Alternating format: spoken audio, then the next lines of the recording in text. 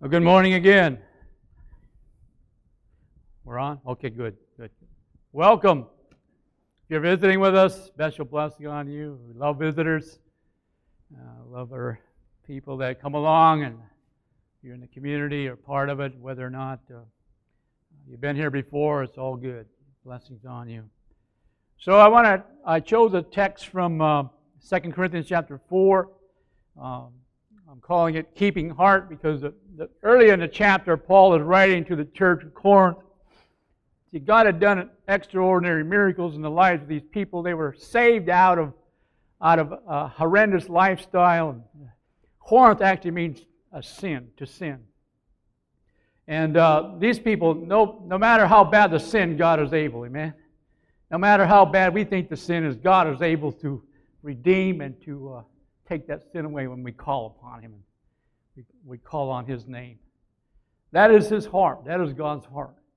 And so Paul is describing this ministry in verse 1 of the 4th chapter of 2 Corinthians.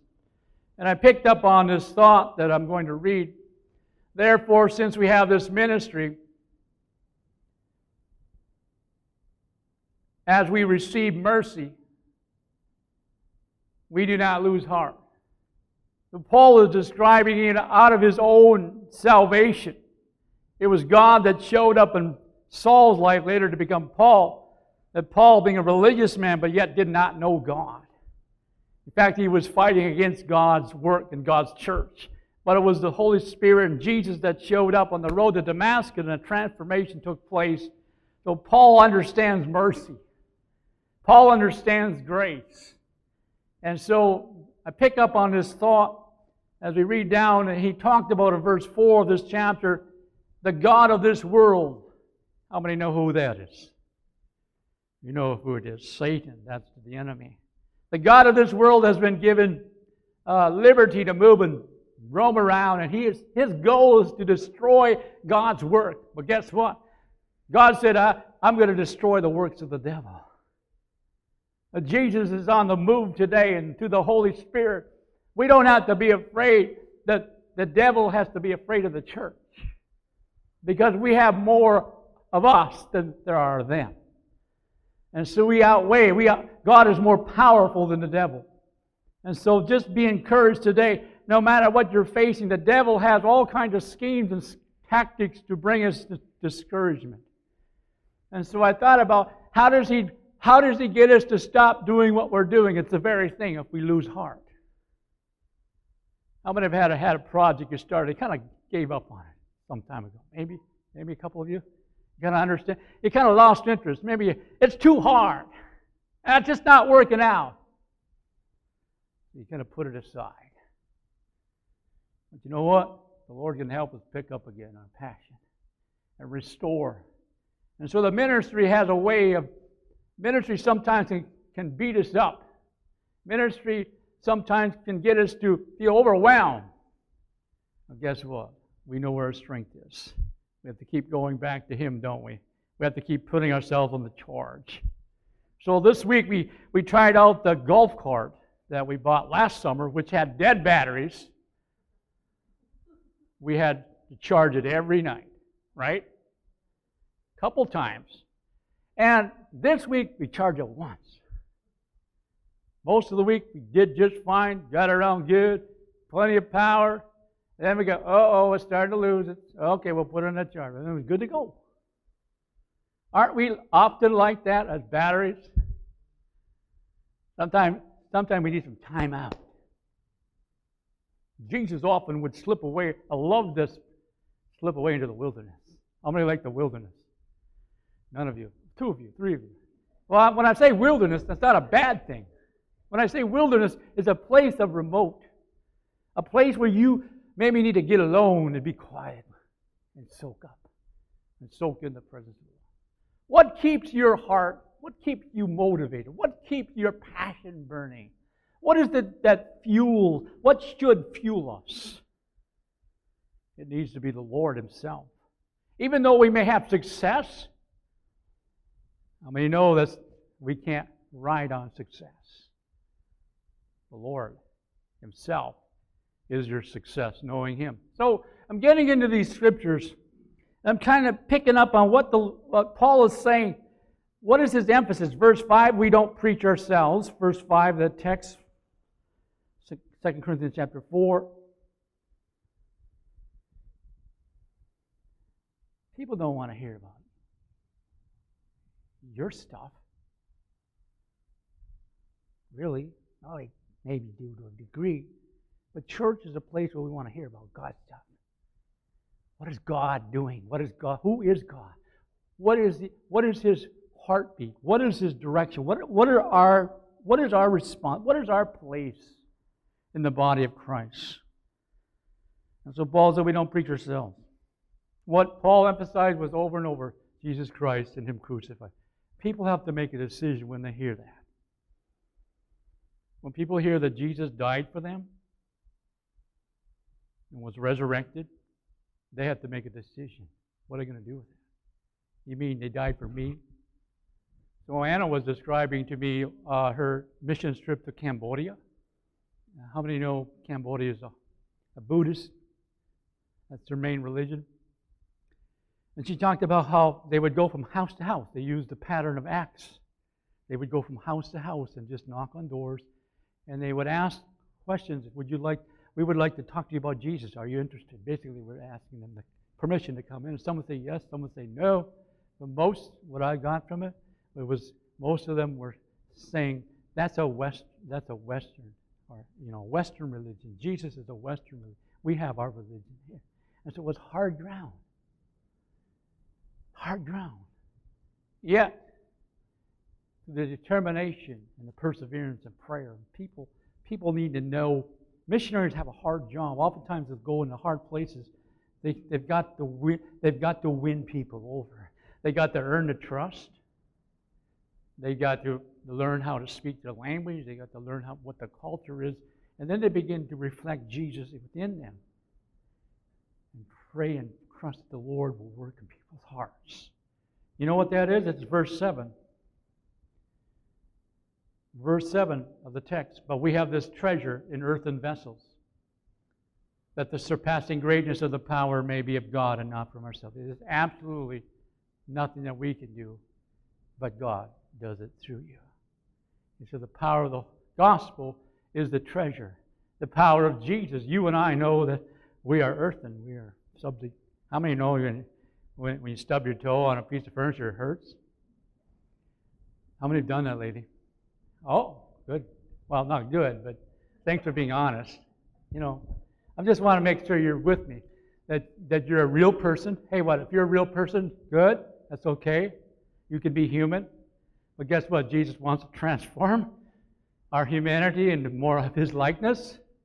And so when we say yes to Jesus, we're saying, yes, I want to be more like you. Help me. I'm not there yet. He saves us by His grace. We are saved when we say, Lord, come into my heart. I know I'm a sinner. I can't save myself, so we're saved that way. But now the whole process of becoming what He wants us to be like. So when the ministry, what Paul is describing here, is not for my glory. It's not for me. It's not for my name's sake, but it's for His name's sake. So number one, God helps us keep heart. I'm going to read on here. Verses 8. We'll just take a couple of verses at a time so we don't get all overwhelmed. How many know, if you're like me, I read a verse or two and then I got to, what did I just read? Oh, you got that problem too? That's okay. We'll do it together. We are afflicted in every way. Verse 8, but not crushed. Notice I say, we are afflicted in every way. But we're not crushed. We're perplexed, but not despairing. How many of you have been perplexed lately? What in the world does the word mean? You're confused. How many oftentimes get confused in life circumstances? Every day. We're perplexed. In spite of setbacks, persecuted, verse 9, but not forsaken, struck down, but not destroyed. Well, what in the world are you doing, Paul? Why are you killing yourself in the ministry? Paul wouldn't look at it that way. He already died to himself. Jesus already died. He died to himself before he got to the cross. You remember the Garden of Gethsemane? Jesus already was wrestling with the idea, but Jesus died to himself. And if we're going to be a follower of Jesus, Jesus said, take up your cross and follow me. What is he saying? Well, there is a cross. There is a certain amount of weight to bear. Because not everyone likes Christians. Not everyone likes Jesus. It's okay. That doesn't stop us, because we find some that are willing to say yes to Jesus. Our ministry is not a bed of roses. How many know that for sure? Monday morning is tomorrow, right? Monday morning. For construction workers, we adopted this theme. It's Monday morning. Anything can happen on Monday morning.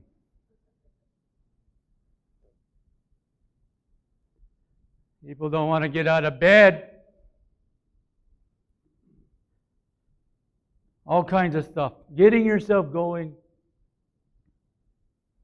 In spite of our setbacks, Paul is saying it's worth it.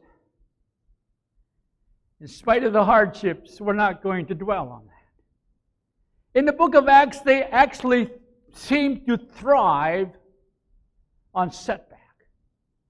If you read the book of Acts, I encourage you to read the book of Acts, because that is the church in action. That is the early church and the model they set, even when they were persecuted, when they were put in jail. Some of them were destroyed. Did not keep them from... In fact, the matter is, they worked all the harder.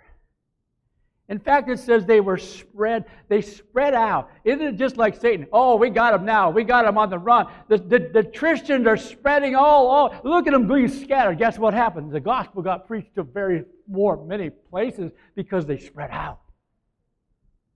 Oh, Satan's like, oh, it backfired.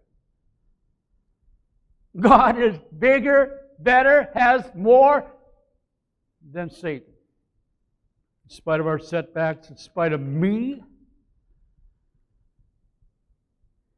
I had a pastor friend that would say that. In spite of me, God is still moving.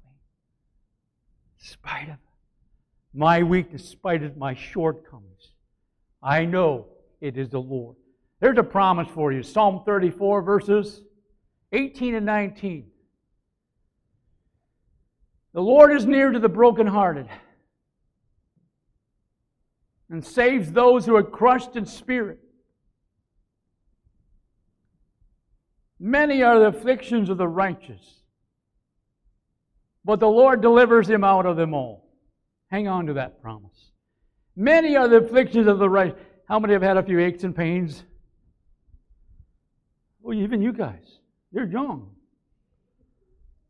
Quite young. Young adults, love them. Middle adults, older adults, senior adults, kids. Hey, question, senior adults. You remember when you were running and it didn't hurt? You could just, now it hurts. I told somebody, I gotta run like this. Pushing things. But you still go. You still keep going.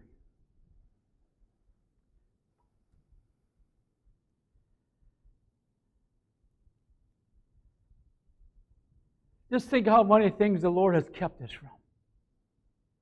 The afflictions of the righteous. Do you mean to tell me because I became a Christian I'm not exempt from affliction? Oh, yeah. You're not exempt. But the Lord said, I'll be with you, and He is our healer, and He is our provider, and He is our sustainer. If I'm distracted, I'm watching a groundhog outside. Don't look. Ha! Hey, Sal. He lives here. He's a Christian. Hopefully he is. We count everything.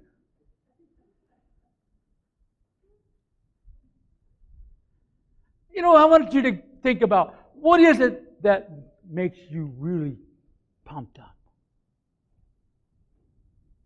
They give you a meatball? I don't know.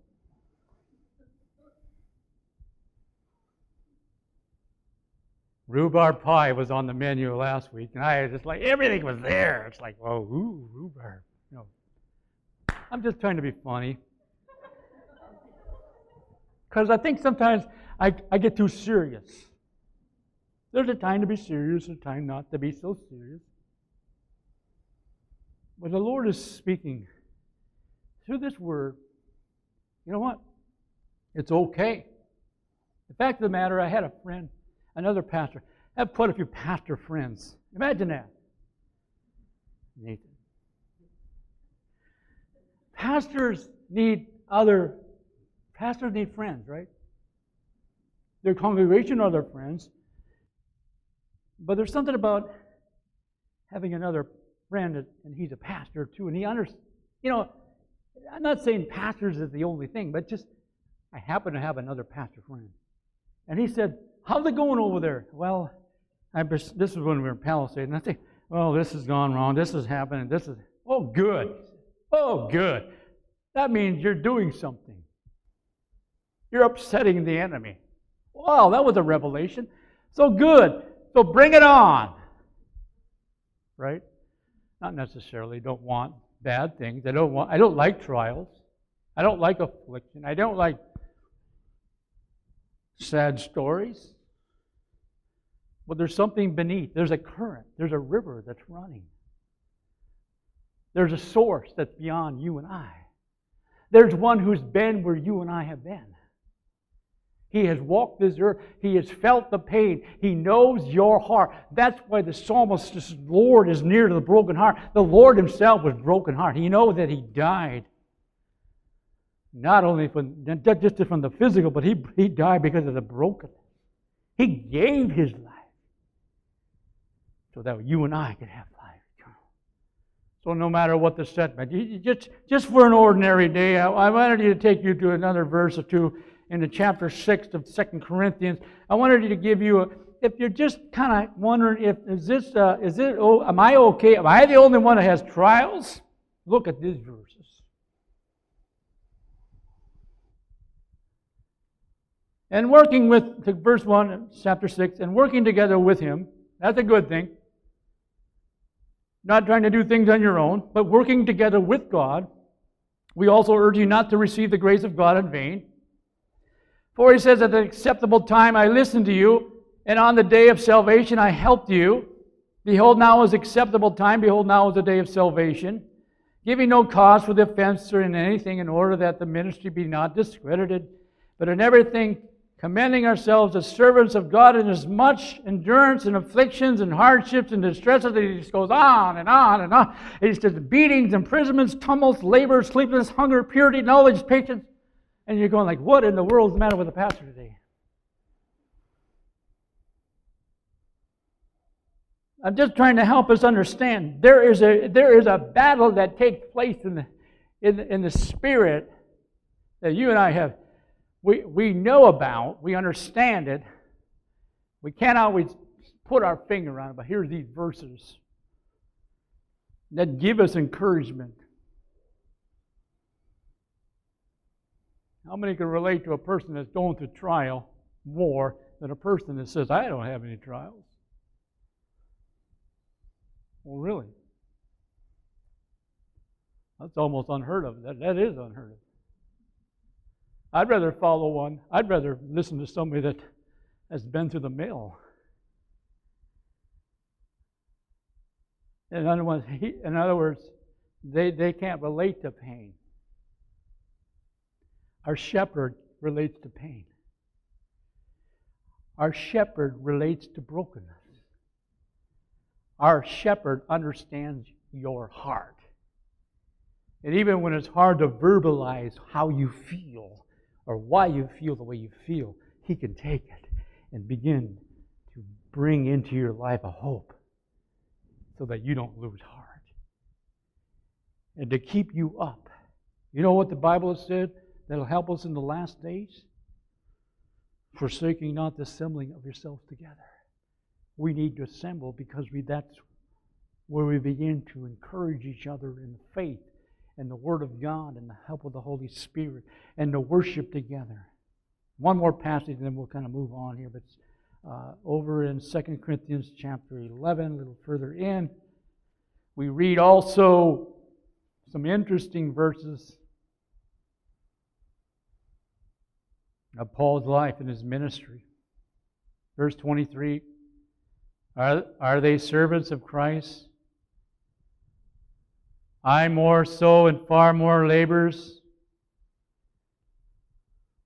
and far more imprisonments, beaten times with he can't even count how many times. Beaten times without number, often in danger of death. 5 times I received from the Jews 39. Do your math. I don't know what that is. 5 times, it's almost 200, isn't it? Probably more than that. 3 times I was beaten with rods. Once I was stoned. 3 times. You know that Paul had an experience at one time. This refers to he was stoned. He was actually dead. And God raised him up, and that was where he was caught up into paradise. He came back just pumped, all fire. It's worth it all. Heaven is worth it all. Heaven is worth it all. And so he talked to all these things, and I I'm thinking, Paul, and labor, and many sleepless nights. You mean he possibly was concerned about things, or possibly he was just working or traveling. He's been on shipwrecks, on and on. All these things. And then verse 28 brings it all down to there. All these are external. External.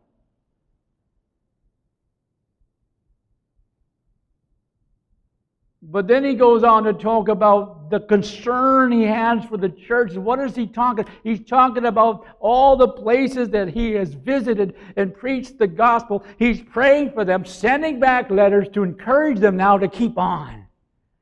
If anything that happens when a missionary goes into a place and he plants the seed, he needs people to disciple. He needs people to water and to encourage, lest they fall away.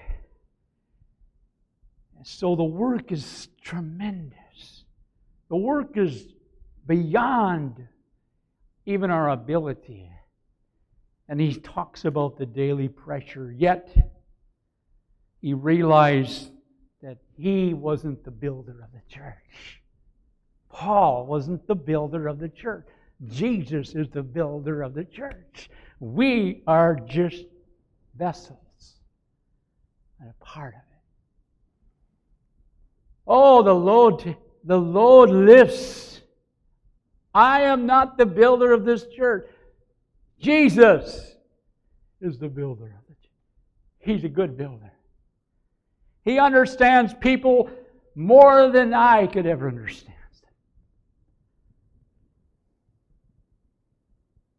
And to be able to keep a heart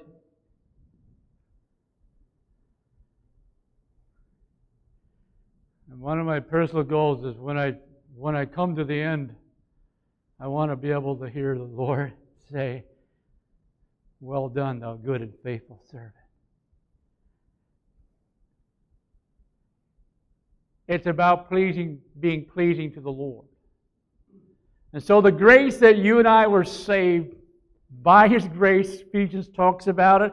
We were saved by His grace through faith. What does that mean? Well, when you have faith in what Jesus has done for you on the cross, you couldn't save yourself. It's a gift. He's handing it to you and I.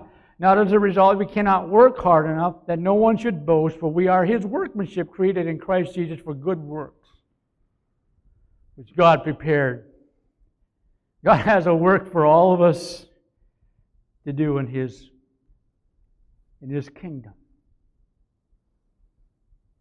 It's all about His kingdom, His work, His heaven above that awaits, that God wants His heaven to be packed out. Even in Revelation, it talks about a multitude that we could not number. Wow. Every tribe, tongue, and nation. That's part of the kingdom. And even now, Jesus talked about His kingdom coming.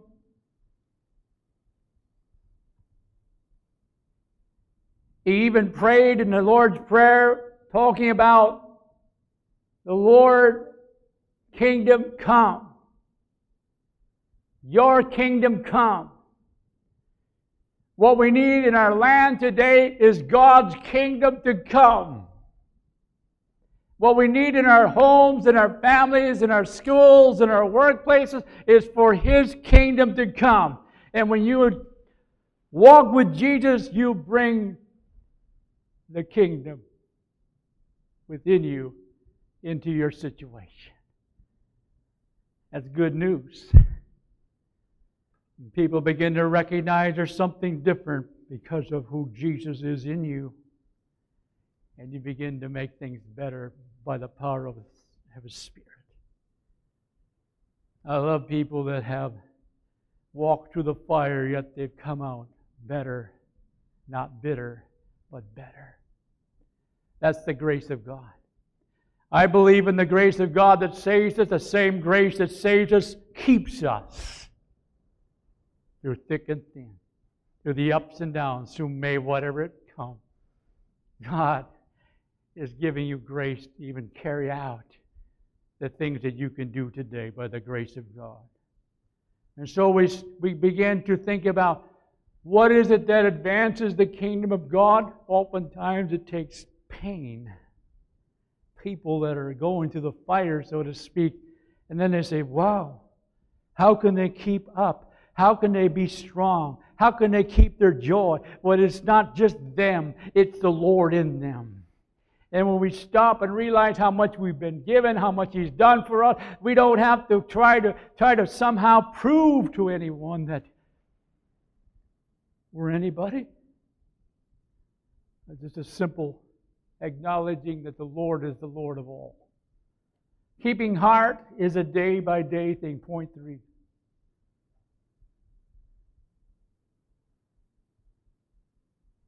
How many remember what you ate for dinner yesterday? Oh, pretty good. That's pretty good. 6, 7. Well, now you got to. Well, some people call dinner noon lunch. When I grew up, dinner was noon lunch, and then I learned that the dinner could be supper, which I always called supper 5 or 6 or whatever you ate. So whatever. But so I'm messing with you now. Day by day, I maybe read the Bible yesterday, and maybe recall I read something about that, but I need to read it today again.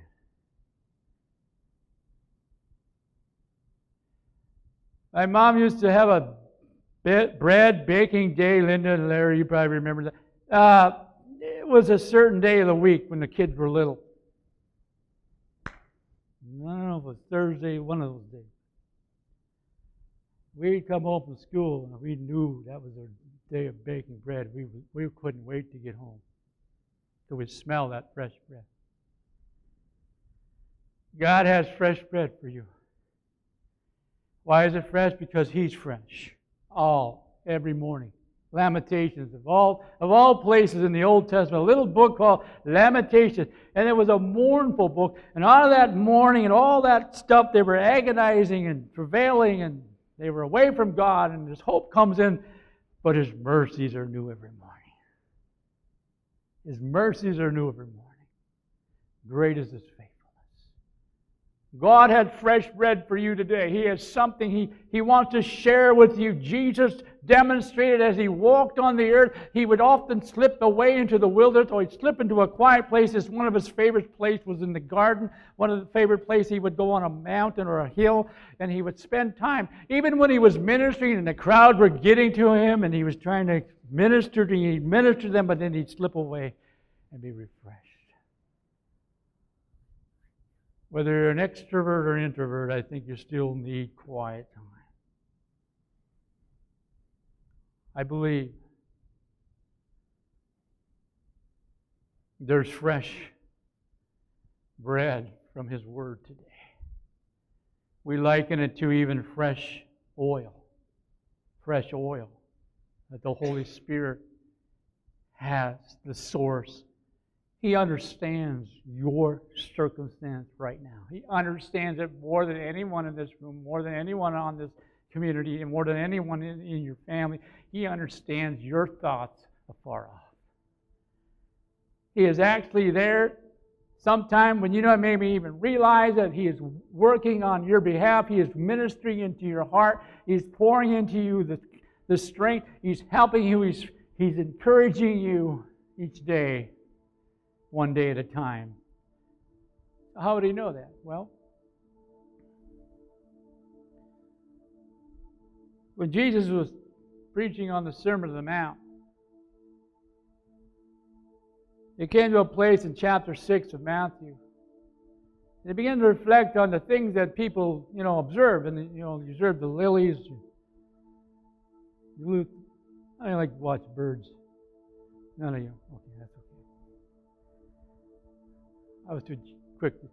How many observe things when you're driving down the road? I hope so. You got to watch out for the little fawns. All this stuff that God put here is blessings.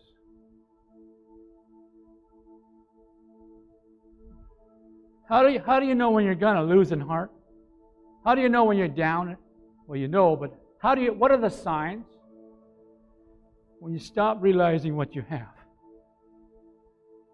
When you start getting discouraged to where you feel like you don't have anything.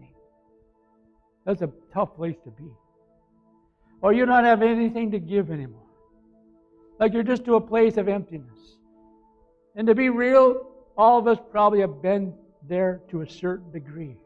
Where you don't feel like you have it anymore. Well, God says you're still breathing. I still have a plan for your life. It's not over yet.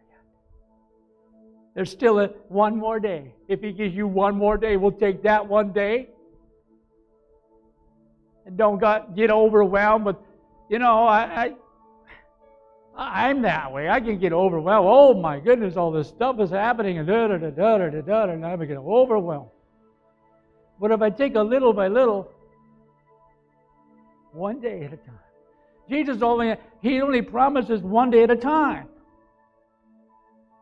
And He says in Matthew's Gospel chapter 6, verse 34, I love this verse because it clinches it. Don't be anxious for tomorrow. For tomorrow will care for itself. Each day has enough trouble of its own. Oh, that is solid truth. Each day has in other words, I don't have to figure out.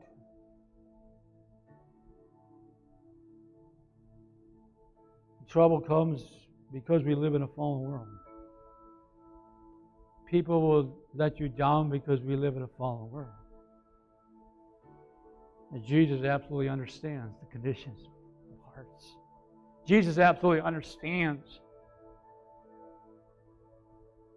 And He's equipping you to keep plowing.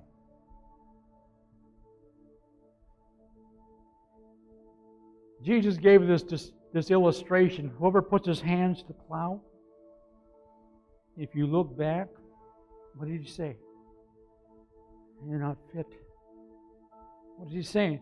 When you started out with the Lord, He wants you to hang on.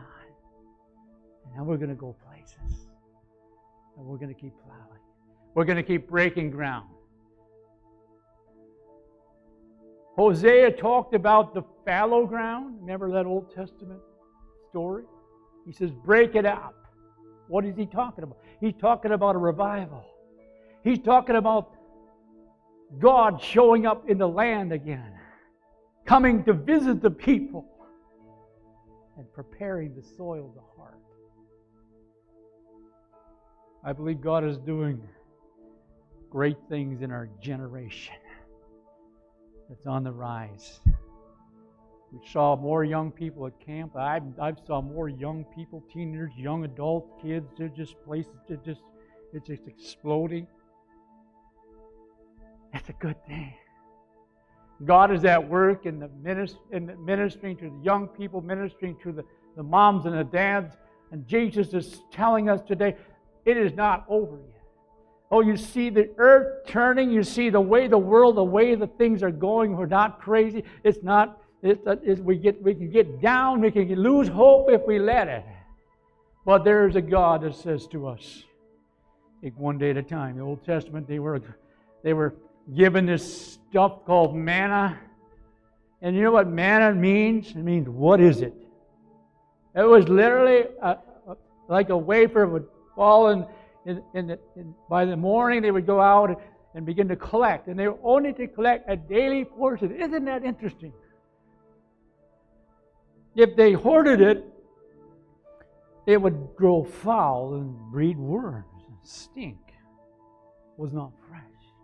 But isn't it interesting how God every day would have fresh manna? And I believe there is fresh manna when you seek Him every day. There's fresh manna right here. The Word of God.